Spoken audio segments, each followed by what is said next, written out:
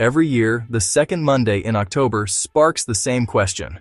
Why is it both Columbus Day and Indigenous Peoples Day? Quick timeline. In 1492, Christopher Columbus landed in the Caribbean while sailing for Spain. Centuries later, in the United States, Columbus became a symbol, especially for Italian Americans who faced heavy discrimination. After a notorious 1891 lynching of Italian immigrants in New Orleans, President Harrison issued a one-time Columbus Day proclamation in 1892. By 1937, after lobbying from groups like the Knights of Columbus, it became a federal holiday. In 1971, the date shifted to the second Monday in October. So what's being honored? For many, Columbus Day celebrates exploration, Italian-American heritage. Parades, cultural events, family gatherings, those traditions run deep. But there's another side to the story. Columbus's arrival also marked the beginning of violent colonization. Enslavement, forced conversions, disease, and dispossession for indigenous peoples across the Americas.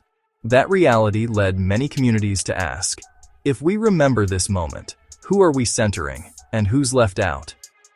Enter Indigenous Peoples Day. The idea dates back to global indigenous advocacy in the 1970s.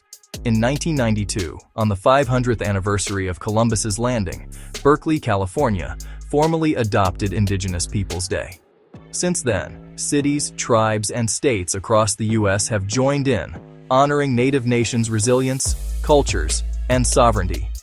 In 2021, a U.S. president issued the first federal proclamation recognizing Indigenous Peoples Day, even as Columbus Day remained an official federal holiday. Why the same day? Because it's the same historical moment, viewed from two perspectives. Some places replace Columbus Day entirely, others observe both, side by side. The calendar clash invites a conversation. Are we celebrating discovery or acknowledging the people who were already here, and the consequences that followed? What does it look like in practice? On Indigenous Peoples Day, you'll see land acknowledgements, language revitalization events, powwows, teach-ins, and calls to support Native artists and sovereignty. On Columbus Day, you might see parades and Italian heritage celebrations. Federal offices may close for Columbus Day. Schools and states vary depending on what they recognize. If you're unsure how to engage, start local. Learn whose land you're on. Visit a tribal museum or website. Support Indigenous-led organizations. If this helped, please like, subscribe, and comment.